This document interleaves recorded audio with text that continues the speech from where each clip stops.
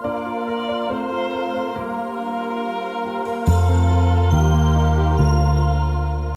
there. It's been quite a while and much longer than I intended since I last posted one of these interviews.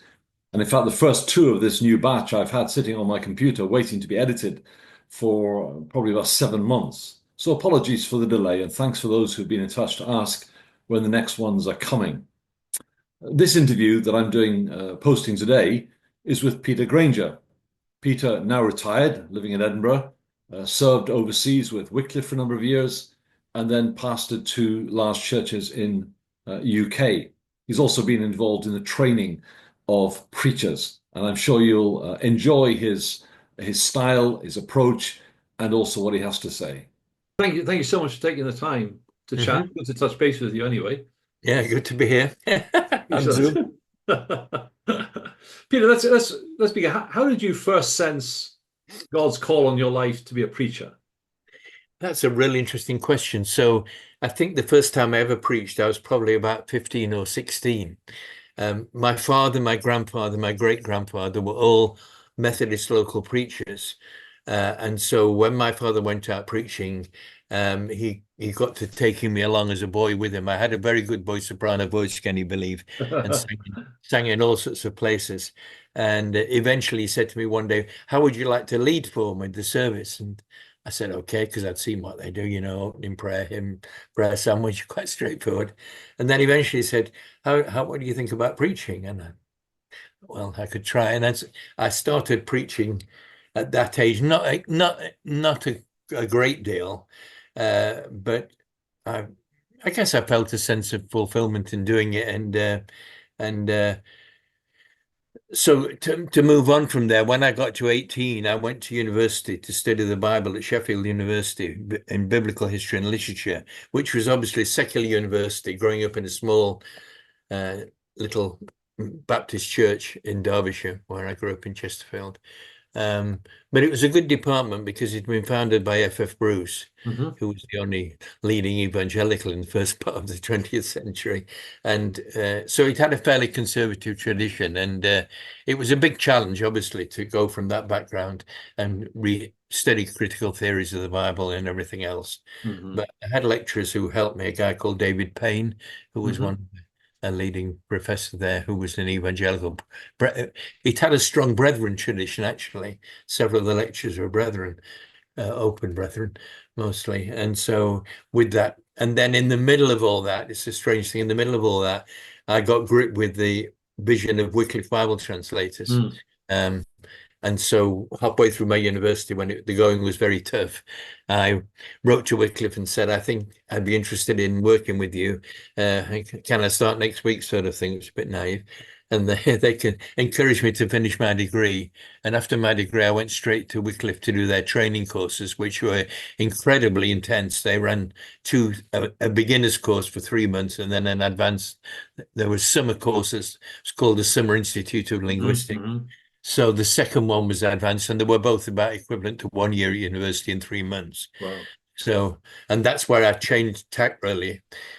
Although I'm waffling on here. Before I went abroad with Wycliffe, they asked me, would you be willing to be student secretary and promote the work around students in universities?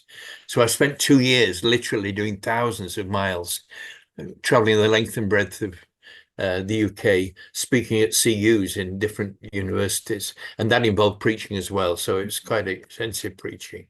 But after that, I then ended up going to India as a single man, working on a language, writing it down for the first time.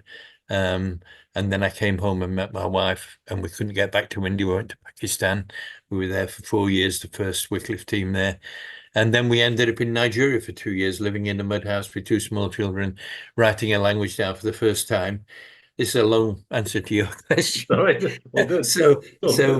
We came back from Nigeria with my wife in a wheelchair and in the hospital with tropical diseases with various ailments, and we're advised not to go back again. So our local church near Oxford, a place called Long Crendon Baptist Church. Hmm. The pastor, Jeff Stedman, and his wife had been at BTI for a year, so I missed that out. I did a year at BTI as well in Glasgow. So he said, "Would you like to come and be my assistant pastor?" So I said, well, okay, and we seemed to be right. I carried on with Wycliffe for a time, doing teaching for them as well. And I'd no experience of pastoral work, but I'd done a lot of speaking, so Hmm. that kind of encouraged and developed that gift. And I found, yeah, I guess the reaction from people, I found people responding, and Hmm. sort of confirmation of that. And then from there, we went to a new church in Swindon on a new housing estate, which was a remarkable. We put up a £500,000 building with 40 members. The church grew 4 times in 4 years. And in the middle of this, we got this strange call to Edinburgh, to Charlotte Chapel, which is a story in itself. I could tell you if you're interested. How I ended up being in a place like Charlotte Chapel. Yeah, yeah. They'd had a 5-year vacancy after Derek Prime, my Hmm. predecessor, and couldn't decide. There were 23 elders, can you believe? And they couldn't decide on anybody. Hmm. Um, so, um, in fact, my induction program has a list of 156 people who'd preached in the 5-year Wow. vacancy. Wow. So you might have guessed by the end of that, they were so desperate. I ended up being there, and to my utter amazement, getting a call to Charlotte Chapel. So You were there a number of years, weren't you, Peter? 17 years, yeah. 17. From Yeah. 1992 to 2009. Yeah. Okay. Right. And that was an amazing challenge, really, because Yeah. if people know the history of churches, there were these key churches in UK, it's half a dozen churches that were sort of pulpit churches with Hmm. pulpit Hmm. personalities. So Yeah. I was the only seventh minister in the 20th century, Right. beginning with a revival with um, well, Graham Scroggy was there, Sidlow Baxter, Alan Redpath, Derek Prime, myself. Mm. Yeah. So kind of weaned them away from just, you know, expecting one person to be. It's kind of dangerous thing, this pulpit personality thing. Yeah. Yeah. So Yeah. we came to a church with 1,000 people in the congregation, but perhaps being unkind here, people were used to sitting in the pews, not doing very much Yes. other than that. Yeah. You know. Yeah. So, Yes. and being Yeah. preached preached out every week, twice every Yeah. Sunday. When I first went to the chapel, I mean, I preached twice every Sunday without any assistance at all, and a midweek Bible study, Hmm. and then a prayer meeting with a 20-minute talk. And in addition to that, you think with 1,000 people, I Yeah. mean, when I first went there, I had 3 funerals one week. Oof. Yeah. So I kind of worked for Hmm. 70 plus Yeah. hours a week Yeah. until we finally got an assistant pastor to come and share in the preaching. Who was your first assistant, Peter? There was a guy called Nick Roach who All sadly right. died after 3 years. Yeah, Okay. yeah, Yeah. I know yeah. the name. Yeah. And in fact, when he came, when we discussed this with the elders, one of the elders actually said to me, said at the elders meeting, but if we get this new guy and he does some of the preaching, what if people prefer his preaching to to which I said, exactly. How do you think people cope who Yeah. don't like my preaching? Or get on with it. It's Yeah. not competition. It's a cooperative venture. Yeah. But Yeah. then we got other pastors as well along. Sure. I think you're interviewing Colin Adams sometime, aren't you? Yeah. So Yeah. Yeah. Colin, Mhm. Colin came as a youth pastor, and the first youth Sunday we said he better give a youth talk. And after he'd finished, I said, "You're not a youth pastor, you're a preacher." Yeah. So Yeah. he eventually became an associate pastor, and we ended up doing 50-50 between us. Okay. Yeah. He's a And then gifted we man. had Yeah. other people, John Percival, Yeah. who's Yeah. just gone to Eden Baptist. John Smuts has just gone to Knighton Mhm. Evangelical Church in Leicester. Okay. Yeah. Great. Just Good. always encouraging. But Yeah. Nick's sadly died of a brain tumor. Oh, I see. Okay. I remember the name. Yeah. Yeah. When were you at BTI, Peter? 68 to 69. So after Okay. I finished university, before I joined Wycliffe, they said, we think it'd be good for you to do a year at Bible college. So it's actually really interesting. Having gone to a university where everything was sort of secular, you then went Hmm. to Bible college where they were obviously just teaching evangelical truths. Yes. Um, so it was quite a Hmm. big contrast, Big really, change. Yeah. Yeah. doing the two things together. So it was the final year of Andrew Macbeth, Okay. Yeah. the Yeah. wee man, as he was called, who That's was right. there. Yeah, Yeah. I, yeah. I was there 78, 81. All right. Okay. Yeah. Yeah. So Yeah. Yeah. So I managed miraculously to get an extra year's grant from my local education committee. They actually contacted me after I'd been there 3 months and said it was all a big mistake and I shouldn't be getting a grant. And I had to be interviewed by the director of education who asked me, I always remember what he asked me. He said, why are you doing this? That's because I want to train for going overseas. And he said, oh, well, I'm a churchgoer, but not that kind of churchgoer. Not that kind of. So I got the grant to go there and I had to do a Right. diploma in theology in a Yeah, year. yeah, yeah. Having done a degree previously, it wasn't that Great, difficult. Yeah. good. That's a great story, great journey. Yeah. Peter, who have been the main influences in your life in terms of shaping you as a preacher? Well, I think a lot of respect for Mr. Prime, my predecessor, who had links with Wycliffe before me, Hmm. before I came to Edinburgh. So right up to his death, I would still meet with him regularly and talk with him, and he was just a godly man Mm. and influence. Um, I guess the many of the great preachers I've had a close, well, links over the year with Don Carson, Hmm. who's just in a league of his own, Yes, basically. yes. But he's been amazing influence really in terms of that, and the usual people that everybody listens to, Tim Keller, who's sadly now gone to be with the Lord. The usual sort of Keswick speakers and people like that, and yeah. Mm. I guess growing up, what influenced me a lot was I was in a my parents were in a small Baptist church, FIC church in Derbyshire. And our pastor was a lay pastor called Joseph Smith, who nobody will have heard of. He actually was a work secretary, but he was a lay preacher. He taught himself a bit of Greek and Hebrew, but every week, Sunday morning, he would preach for 40 years. And so I listened to all that, all growing up, all those years. And he wouldn't be a kind of guy you'd put in a big pulpit, but he was just so thorough in his exposition Hmm. of Hmm. scripture. And I guess I just took that in, and Yeah. without realizing how valuable it was, you know. So he was a big influence as Hmm. well. Good. Uh, Yeah. um, Good. As you look back, knowing now what you know, what advice would you give your younger self as you started out preaching? I need to think about that for a minute.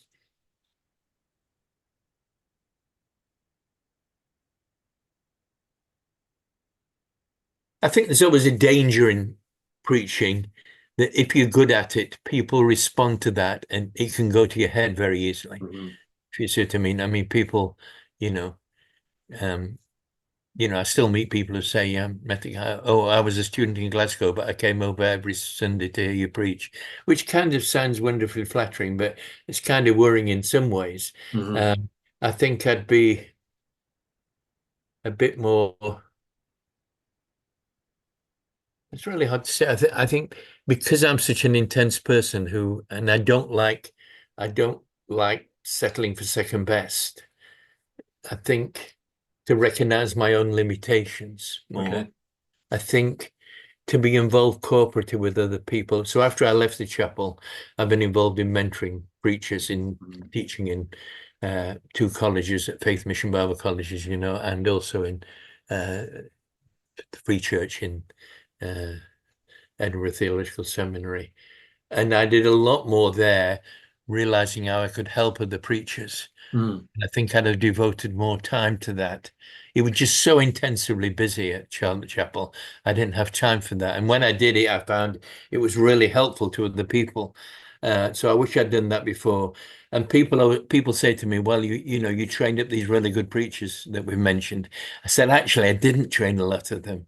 My principle was I'm gonna appoint people who are really capable, self-starters and able to cope because I haven't got the time to sit on them and mollycoddle them and talk them through. So it's not, if you think of people I mentioned, a lot of that's not my credit. It's just that they were very good at what they did and I gave them opportunities to do Yes. it. Okay. So, so maybe a more cooperative venture in terms of working with colleagues. Hmm. The trouble Hmm. with the chapel was it was this model of the chapel. you named the church. If you named any church in that period, Yeah. people immediately said the name of the pastor. Yes. Yeah. I I understand. think I was probably the last of that line, with all respects to my successor, Paul Rees. I don't think he promotes himself as the pulpit person, you know. Hmm. So, you know, I mean, on the website, there's sort of 850 of my sermons on there, you know. Well, they've cut them down now, thankfully. So, you know, sharing in that ministry and Yes. recognizing that there are different gifts and different people, and particularly younger ministers have an opportunity to Hmm. mature and develop. But again, in something like the chapel, it's such a big pulpit. You don't want to put somebody up there who's not Yeah. ready or capable. Yeah. Otherwise, they'll finish him off and they might never preach again if he's so discouraged by the feedback. Yeah. And Be the daunting, chapel doesn't was, it? in many ways, I mean, the first time I ever preached in the chapel, I came home from the weekend away and my wife said, "What was it like?" And I said, "Complete lead balloon." I said, "Nobody responded to anything." I tend to say one or two humorous things to expect a response. Nothing at all. I had no idea they were all saying, "Hey, this could be the guy," you know. Yeah. It's Yeah. totally surprised. So the chapel was never, it wasn't a church that, well, let me give you an example. When we've been there 3 months, one of the elders' wives said to my wife in the ladies' room, "By the way, don't expect anyone to thank you for anything. Just assume you're doing fine, otherwise we'll let you know." Oh, really? Yeah, which I think it's changed now because I was there and I was much less status conscious, Yes. you know. Yes. Yeah. So even coming back 20 years later, everybody still took to call Derek Prime Mr. Yes. Prime. I know. I Yeah. don't anybody call me Mr. Grainger or even Pastor, you know, they Yeah. just call Yeah. me my Christian name, which for Yes. the older folk was like almost like sacrilegious. This is the Pope, you know what you're doing? I don't know. Yeah. Yeah. Yeah. Yeah. Yeah. Yeah. There was that deferential attitude, wasn't there, to these guys? Yes, it was. And in one sense, I think it's right that you honor people who are in Sure. positions of authority, but you can overdo that in the sense of Yeah. Yeah. realizing they're human beings like you are.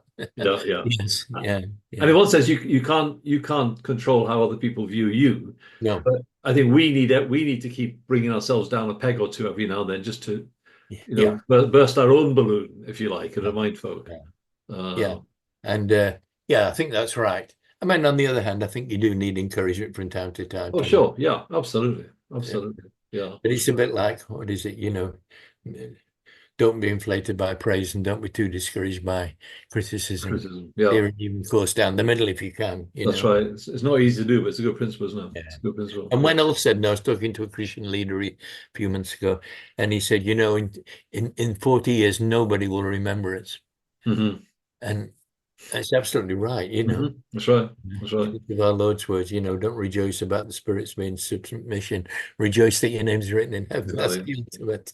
That's what matters at the end of the day. Yeah, yeah, Yeah, it's a good point to remember when we shouldn't be so bothered what people think about us now, because as you say, they'll forget about us in a few years' time anyway. So exactly. That's you right. know, But having said that, you just think of you know, the as we've seen recently, you know, you can discredit and blow the whole thing quite just by some stupidity, you know. I know, I know, yeah, So to have a good wife and keep on the straight and narrow is not, yeah, with all that praise and adulation, you know, yeah, yeah. particularly from the opposite sex people, you know, I can honestly say, and my wife will tell you, I was never attracted or taken in by that, but you can see how people were Hmm. or abused the Yeah, uh, yeah, yeah, yeah. then you just do so much discredit to the That's right, Lord. that's right.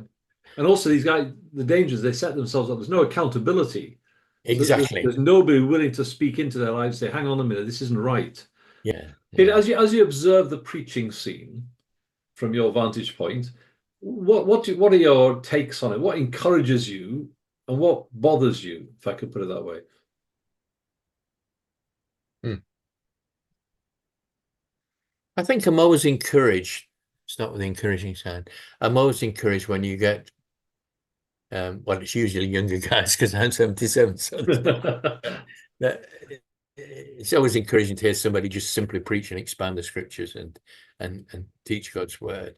Um, you know, I think they're like gold and you should treasure them and use them, Mhm. and it's encouraging to me to see young guys, some of whom you've run through training programs, stand up and preach. And it's an interesting question, isn't it? I mean, you want to think about it,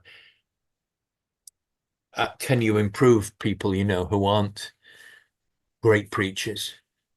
I think you can always, the strapline of the trust that I ran to Timothy 4 was every preacher can become a better preacher. Yeah, I agree. And Mm-hmm. I was constantly striving for that. So when I preached, I would say I run for a trust called 2 Timothy 4. The strapline is every preacher can become a better preacher. And after you've heard my sermon this morning, you'll all agree.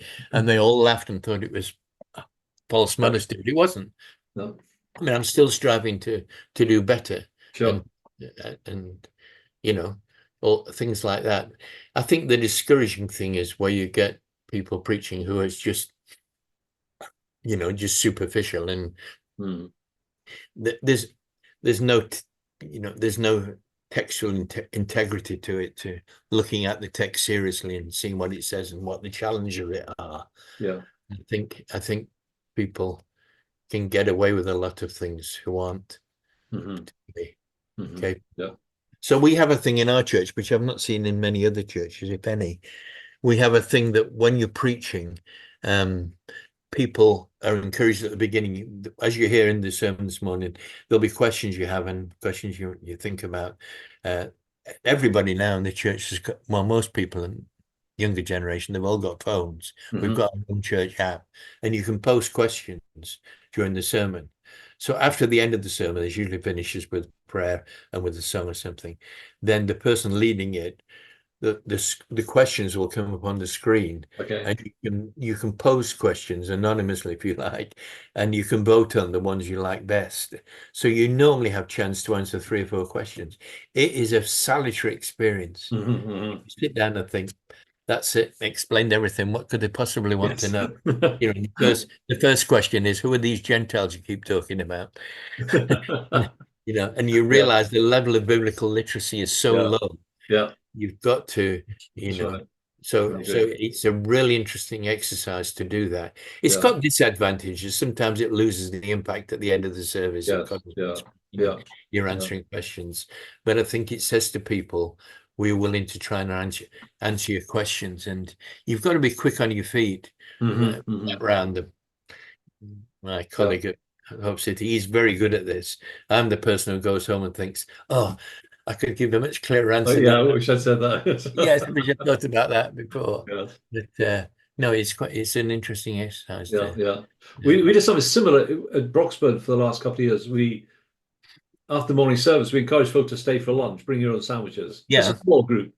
Yeah. And we used to just chat for half an hour, 40 minutes, and then we would have an hour of discussion on the sermon. Oh, great. Yeah, that's good. So, and it is salutary because you realize, okay, I didn't make that as clear as I could, or I missed the point. Yeah. And folk, again, in a small group, they weren't afraid to ask questions. I found that a really profitable thing to do, because you're drilling in the word. Yeah. And thinking through some of the application of it that you hadn't been able to cover in a sermon, perhaps. So I really enjoyed that. But and you can do it in small groups as well. Yeah. That's right. There's Matt, who, of course, who was very high up in Amazon before, is into everything now. So he's been sticking our sermons in ChatGPT. Oh, right. Have you looked at this? I haven't, no, but I know of it. Yeah. Oh, listen, is it incredible? I mean, you could get away with preaching sermons off that without anyone realizing it, and good sermons. Is that right? But scary stuff. I mean, it is. My son-in-law, who's into computers, told me about it, and he said, I can't believe it. He said, give me any passage of scripture. So I said, okay. I said, the story of Elisha and the boys from the village who came and called him baldhead and got mauled by the bears. Put that in. He put it in, and I'm no kidding. It came out with a clear, helpful, challenging sermon on that story. I'm thinking, but what it's really good at is put your notes in and then ask it, please give me some Bible study, some discussion topics for a small group based on the sermon. and it comes out with really helpful and clear things. That's I interesting. think it's one of these things that's going to be a real challenge, because Yeah. you do get people who in the old days plagiarize. You Yeah. don't need to do that now. No. Yeah, I once, when I was in the chapel, um, I got a letter from a young Presbyterian assistant minister in America somewhere, and he said, "I'm writing to apologize and seek your forgiveness." And he said, I basically plagiarized the series you were doing on Jeremiah with Colin Adams. Colin got a letter as well. And I preached the sermons as though they were my own. And I realized I was wrong, and my elders are trying to put me straight again. Well, please forgive me. I mean, I was almost tempted to say I'm really flattered. You found it helpful, but it was interesting that people do that. But now Yeah. with this Yeah. chat GPT, it's You just can get very away with smooth. it. Yeah, Yeah. yeah. Yeah. Peter, just one other question. What aspect of preaching, and I mean preparation, preaching, the whole baggage, the whole package, what do you find the most demanding, the most challenging? And has that always been the case, or has that changed as the years have gone by? You're asking me some really good questions, and when we finish, I'll think of some good answers. But I think, in fact, my son-in-law is preaching this Sunday, and he's a very capable preacher, although he runs his own top optometry business in the UK. But we discuss together things. So I think my principle, because when I was in the chapel, I was preaching 2 sermons every Sunday. So I took part of Monday off, Friday afternoon and Monday morning. Came in Monday, did my administration. So Tuesday, I would do all the spade work for my sermon in the morning, sleep on it with a pad by the bed in case I thought of anything in the middle of the night, which sometimes happened, and then wrote the sermon on the Wednesday, and then did the Thursday one the same way, because we did outlines in the bulletin, which had to Mhm. begin for Friday morning, which is incredible discipline to do that. So I think I never found any difficulty with doing all this spade work and research, because I got the tools to do it with my training and everything. And I always enjoyed doing that. I'd read several commentaries, usually a good exegetical commentary like Bible Speaks Today or something a bit deeper. Yeah. And then I would maybe read something that's a bit more application, you know. Um, I think that so I would always struggle to I would always want to I'm a big person on what's the main theme of this passage, what's the thing I want to leave in Mm. people's heads. So looking at that, first of all, would be the big struggle. And I'm still a structured preacher. I want some kind of points that follow Yeah. on from that Yeah. logically, that are based on the text Yeah. and hopefully memorable, you know. Mhm. Mhm. Um, and to maybe even some kind of title that's memorable. I've just been reviewing a sermon a guy preached, a very good sermon actually, about, and he began by talking about, do you ever wonder what God's doing in the world, you know, and what's he got doing in your life? It's really well done. And you know, a title like "What on Earth is God Doing?" You know, it's got "What on Earth God is Doing," some title like that. So that would be the challenge, and that was always my challenge all the way through, to look at what's the main thing I want to communicate here. There Mhm. may be secondary smaller things. Yeah. Yeah. What is the text, the pericope? Yeah. And part of that is also where you make the breaks in the text Mhm. to preach your sermon. So, you know, some guy came to me and said, "Oh, I've been asked to preach on the first 2 chapters of Ephesians." I said, "Come on, it took Martin Lloyd-Jones 3 years to do that, you know. I mean, that was over the top, but you know, you can't expect someone to cover the whole thing in Sure. Yeah. so many different themes. So Yeah. sorting out, doing the division to start with, looking at the breaks in the text, where you're going to preach from, what's the main point, and particularly all the way through, what's the application. Mhm. So Mhm. I imagine always, if I was a non-Christian who'd have to walk in here this morning and I stand up to preach and it says, here comes the sermon or the message, whatever you want to call it, and this guy's about to switch off because he thinks it's going to be so irrelevant and boring. I want to, you know, the principle, if you don't strike oil in the first 5 minutes, stop boring, you know. So, you know, to grab that person's attention, for him to say, this is really important, I'm interested to know. So often my titles or theme would be a question. Mhm. Not a yes or no polar Yeah, question, but yeah, a yeah, content question. What on earth is God doing? And then you want to grip people at the beginning to grab it, rather than listening to 35 minutes exegesis, and at the end the person says, "Now, so what?" At the end, yes, well, by yeah, that time, if you're not interested, you've probably forgotten already. You yeah. need to be building in the application all the way through. Mhm. And my other big bugbear with preaching is, I've listened to hundreds and hundreds of sermons over the years now at different colleges and people I've mentored, is it really bugs me when someone preaches a sermon and it doesn't include the gospel. Yes, yeah, Yeah, yeah, yeah. absolutely. Uh, I remember you telling me a story once about, I think, somebody preaching at the chapel on the morning, and you took him home for lunch, and on the yeah, way he yeah, asked you what you thought of the sermon, and you yeah, said you didn't mention Jesus, and he said it was the Old Testament. yeah, yeah. Where's Jesus That's in that? Yeah, yeah. mind-boggling, isn't it? It really is. Yeah, yeah. Uh, Thankfully, he's become a very well-known preacher and preaching okay, in right, Keswick now. So okay. it came out to him anyway. Yeah, But it's what I call, there are some sermons that a good Orthodox Jew would really yeah, enjoy, yeah. I'm with you. It's very important. which Yeah, is amazing, really. So, yeah, you know, but the opposite extreme is the kind of brethren thing where you've got yes, to get the ABC of the gospel, and it's like a road to, yeah, yeah, yeah. method, which I think is equally Or not very. you parachute Jesus into something in the Old Testament. Yeah, yeah, You yeah, know, I heard somebody from, again, won't mention names, from Brethren Church. He spoke to students at FM when I was there, and it was a story of Gideon and the fleece. yeah.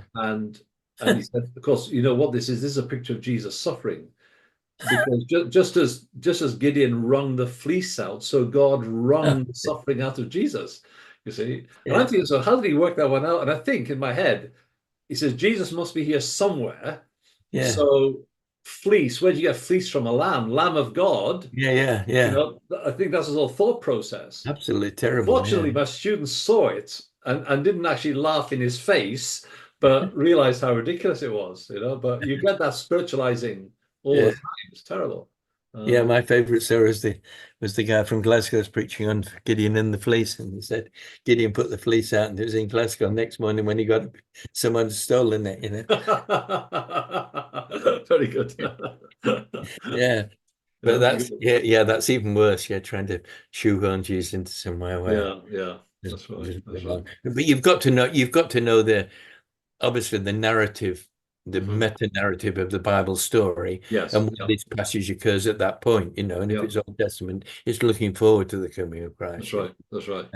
and it's Yeah. New Testament, it's looking back and forwards, and Yeah. it's putting that in the right context as well. I've really helped recently reading a book. I think I'm not sure how you pronounce his surname, Sidney Greidanus, Oh uh, yeah, yeah, Christ in the Old Testament or something like that. yeah. It's got half a dozen ways of Yeah, it's an excellent book. I really found it really helpful. So yeah, yeah, it's yeah, good. Peter, yeah. thank you, my brother, for taking time. Appreciate No, that. it's nice to Time with talk to you, you. John. Yeah,